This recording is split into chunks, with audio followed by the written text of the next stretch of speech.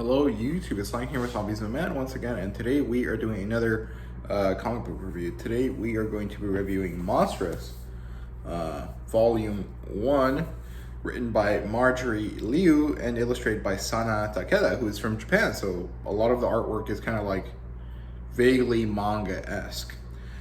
This is published by Image, as you guys can see right there. And the demographic here is apparently adult. On the Image website, it says a story for mature readers, which doesn't necessarily mean adult people, but it generally would imply that you're an adult, right? But I mean, that's what I would classify it as. I don't really care if someone else reads it. I don't think it's that bad. There's nothing here that is so like adult that it needs to be kept away from teenagers, but like, you know, everyone has a different definition of what that kind of defining line is. So yeah, but according to Image, it's for mature readers. And the genre here is epic fantasy, but within epic fantasy, it's kind of like just generally magic based. There's some elements of horror here, and of course there's also elements of steampunk, or kind of this like mechanical aesthetic before mechanical things kind of existed in our world, right? So it's kind of interesting. It's a very cool kind of dynamic world that this series kind of creates. It does not have an adaptation currently, but this would do really well as an animated TV show, whether you want to go like anime route or want to go something more along the lines of Clone Wars with that 3D kind of like clay looking boxy animation, or maybe something like the DC animated universe, like Young Justice and the movies and stuff like that. Any of those three would work, but I don't necessarily think that it would really work in like the more usual Cartoon Network, or maybe like Cartoon Network style animation, or maybe something like the 3D CGI animation that is being used on What If in like the Marvel TV shows. I don't think it would work that way, but I mean, it really doesn't matter. The kind of vibe that this has, though, is a very, very cool. So it'd be really nice to see it in a TV show. Now, the premise here is basically that there's this young woman, and she's searching for answers about her life and who she is, and kind of also searching for revenge along the way. But somehow she ends up getting stuck with this like eldritch horror type god demon thing, and now she has to figure out where it comes from and why people are kind of like looking for her and stuff, because she's being chased by people, and it's both like factions of people that are around and stuff like that. It's very, very interesting. There's a lot of dynamic things going on. And it was really interesting. So I definitely recommend you guys check this out if you guys have the chance. So let's get into the proper review here. The plotline is really solid. It's not the best plotline ever. I mean, it's pretty simple. It starts off kind of like a revenge story. There's some flashbacks here and there that kind of explain where the character was right before the start of the story, and why she had to go do what she's doing in the story and stuff like that. And there's a lot of mystery that we kind of haven't really unraveled at all, except for like the very beginning of the question, which is the start of her quest for answers kind of thing. And then it turns into this search for answers, like I said, but it also happens to have this chase plot run its course through the book. And in fact, that's kind of the majority of the series going forward, as far as I can tell, based on how this book ended. So it's very, very interesting. There's quite a few things going on. We mostly focus on our main character, Micah, but we also get to see things happening elsewhere.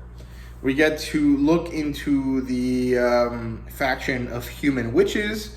We get to look into the faction of these kind of like demigod people that are kind of like monster people or animal people. And we get to see why they're kind of interested in Micah, and it kind of all ties back into the chase sequence that is happening throughout the second half of this book. So the plotline is actually pretty well structured, pretty solid. However, I wouldn't really say it's the greatest plot ever. It seems pretty general and pretty basic so far, but I mean, of course, this kind of evolves a little bit more later on, I'm guessing. So overall, the plotline was pretty solid. I liked it a lot.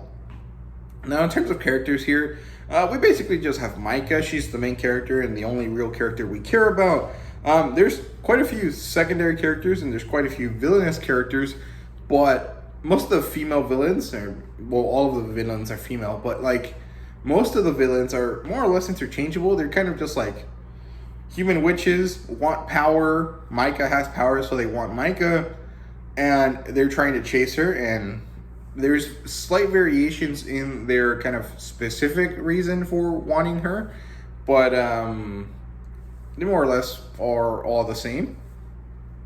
But they're all pretty badass looking and pretty badass in terms of like how they act, so that's pretty cool. And in terms of the side characters, we have a cat who can speak, kind of like it reminds me of like Cheshire Cat from Alice in Wonderland, but without the kind of funky like evil vibes that he had. And I can't remember this cat's name, but he's a necromancer, which is a type of highly educated cat or something like that. Because cats in this world are kind of like magical creatures that can speak and stuff like that.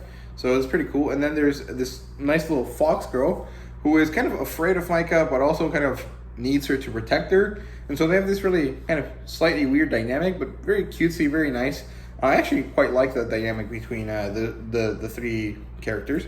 And then Manga herself, her name is Maika Half-Wolf, and she's a rather damaged but willful individual, and she's got this demon thing that pops out of her arm stump, because she's missing an arm. And this demon kind of just wanted to rest, but now that it's awake and has to stay awake, he's kind of like just trying to take control of Micah's body. And so we have Manga and this demon kind of fighting over her body, but also trying to reach an understanding so that they can both live. But this demon isn't really like a bad guy. It's more of those types of situations where it's like, it's not that he's a bad guy, it's that he's so far removed from what we think of as like people that he acts in a very different way, right? So it's very interesting in that sense. And then Manga just happens to also be kind of emotionally like tortured, or she's very rough around the edges, and so she's very just kind of like angry all the time. And I've seen some reviews online say that she's a relatable character. I don't really think that's the case, and I don't think that's I'm not saying that as a bad thing. I'm not saying that her not being relatable is a bad thing. I'm just saying that like, I don't know how like messed up and like angry you have to be to find Manga like a relatable character, and I'm just not at that point. So like, I find her to be very abrasive. Not in a, like, I don't dislike her. I think she's an interesting character, but I don't really think she's a relatable character. So it's kind of interesting there. I don't know.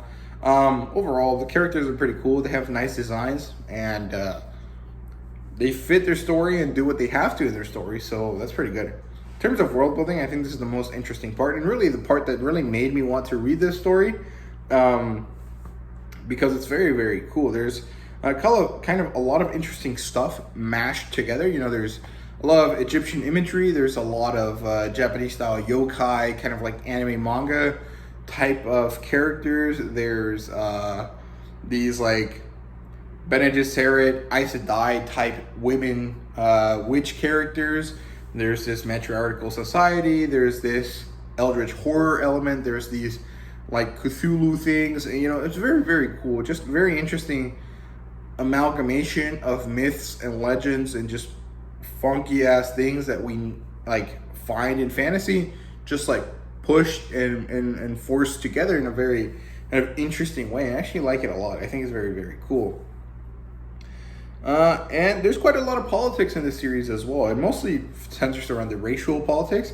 There's basically three major factions. There's humans and arcanists, and humans are normal people except for the Kume, who are human people that have force powers essentially, but they're all witches, or they're women, and they increase their power by consuming this stuff called ilium that comes from Arcanists, and their body is naturally decomposing. So the Arcanists and humans are in this endless battle because of the Kume, who want power by killing Arcanists and kind of consuming the ilium that comes out of their bodies when they decompose. And there's a few other races that are involved here. There's the old ones or something like that. It's like the other society of people that exist. Let me see if I can pull it up here. There's a handy chart that shows up. Yeah, so there's humans. Oh, and it's not the old ones. They're called ancients, which are people with like animal people essentially, right? And then there's the cats, and then the old gods, and the Arcanists, who are the half human, half ancients, which are the ones that are in direct conflict with humans. It's nicely explained in this chart here. And it's very interesting, just like the way all of the races interact and the politics that occur, and kind of the way that it talks about real life, but in like an interesting, dynamic way. So overall, the world building is really, really good. In terms of art here, I think it's pretty badass. I think it's really cool. It does take a little bit of time to get used to it, but generally it's very, very beautiful looking. It's just very, very interesting, as you guys can see right there. There you go. Very, very beautiful artwork. Very interesting, very steampunk, with very interesting tone work and kind of colors. I really like it a lot. And overall, the characters are designed very, very nicely, very well done. Everything is just very beautiful. It doesn't really look like manga, which it might be a thing that you might think because of Sana Takeda. It's supposed to be that a lot of people say that her art is pretty manga inspired, and I guess there is an extent of this, but it is very much like not manga. It's more in line with Western comic books than it is manga, but it is by no means like bad in any way. So she did a great job with the work here. In terms of fan service, there's a little bit, and it technically isn't really like fan service. Like, the point isn't to titillate like in a lot of manga. It's more the fact that, there's just these badass female characters, and they're doing stuff, and sometimes they're naked and stuff like that. So still fan service though, because people are still going to read this and see it and be like, oh, this is pretty attractive, right? So fan service. There you go. If you don't like fan service, don't read this. But there's quite a few worse things in here than some boobies. So I don't know. Everyone kind of decides on their own there. Now, in terms of rating, this is a 4 out of 5. I think it's very cool, and the story was interesting, and the world building was wonderful for sure. But the story didn't really finish convincing me that I really wanted to own all of this. So I'm not really sure that I'm gonna, how do I explain this? So the story didn't really completely hook me. I'm interested. I'll buy 1 or 2 more volumes. But I think it's just a slow story, like a story that takes a long time to develop. Kind of like Radiant Black, in the same way that because this isn't a pre-established universe or a pre-established set of characters, it takes time to kind of develop them in order for them to be interesting. And so the story kind of had to focus more on that than it being cool, right? So I'm not saying it's bad, and it's very, very good. It's actually quite wonderful. But I finished the book, and I didn't have this immense desire to immediately pick up the second one. So that's why I gave it a 4 out of 5 instead of the 5 out of 5 that maybe a lot of people would think it deserves. So yeah, I definitely recommend this title, like I said. And in terms of similar titles, I don't really have one. I don't really know anything that is steampunk, eldritch horror-esque, and also kind of fantasy at the same time. So I can't really recommend anything similar. The kind of closest thing that I can think of just visually is maybe something like Lady Mechanica, but the vibe of those stories is quite different. So I'm not really sure that that's really a good similar title to recommend, right? Plus, I also haven't read Lady Mechanica, so I can't really say for sure, right? But from what I know about it, it doesn't really seem like it would jive very similarly, but it does have kind of vaguely similar aesthetics and kind of settings. So, yeah. That's it for me. I hope you guys enjoyed this video. If you did, please leave a like, subscribe, and comment down below. Let me know what you thought. Thank you very much for watching. I really do appreciate it.